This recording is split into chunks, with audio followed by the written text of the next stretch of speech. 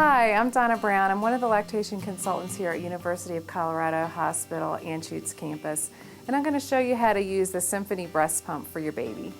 Before you start pumping, it's a good idea to wash your hands and make sure that your pump parts are clean from the last pumping.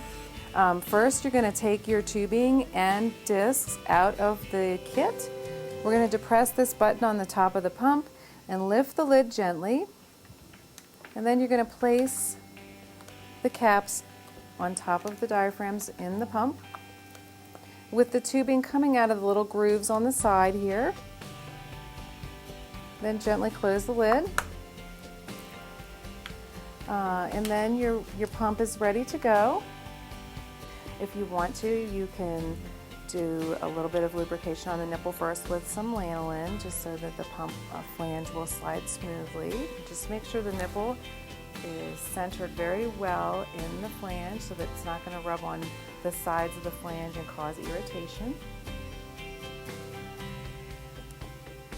The button on the left is the on-off switch. You can turn it on.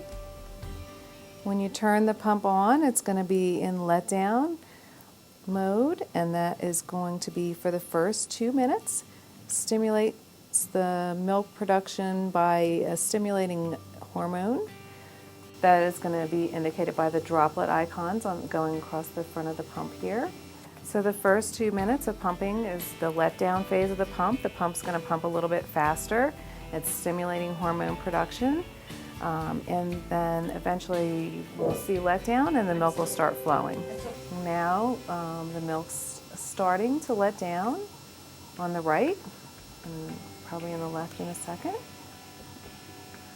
The pump after 2 minutes is automatically going to switch into regular mode or expression mode. So when you're in the expression mode, you will no longer see the droplet icons. You'll see the rectangle icons going across the screen. And again, to tell how strong your suction is, you can adjust it with this dial, and however far across the icons go, that's how strong your suction is.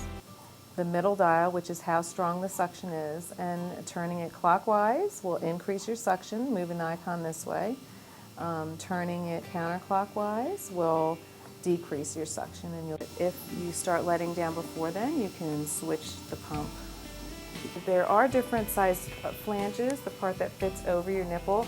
So if there's any question about how that's fitting, we'll want one of the nurses to look at it and help make sure you have the right size that's not too small for you and causing you any additional discomfort. So we don't expect pumping to ever be painful for you, but some moms may need to get used to the sensation of pumping. And so at first it may feel a little tender when you first start pumping. We don't ever want the tissue to start to look irritated. Usually the length of a pumping is around 15 minutes. However, you can go a little bit longer if you notice that you're still having milk flow. And sometimes when your milk flow has stopped, it's possible that another letdown will be triggered and you'll see flow increase again. So you can pump a little longer. We don't usually recommend longer than 20, maybe 30 minutes at the most. When you're removing the flanges at the end of pumping, just gently break the suction so that you don't pull them off with a vacuum still intact.